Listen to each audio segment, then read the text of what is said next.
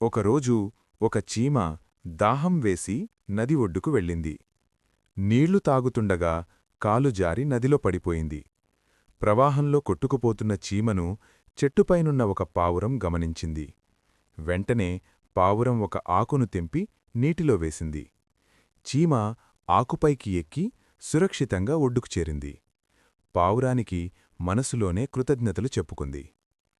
కొన్ని రోజుల తర్వాత ఒక వేటగాడు అడవికి వచ్చాడు. చెట్టుపైనున్న ఆ పావురాన్ని చూసి బాణంతో కొట్టడానికి గురిపెట్టాడు. అది గమనించిన చీమ వేగంగా వెళ్ళి వేటగాడి కాలిని గట్టిగా కుట్టింది.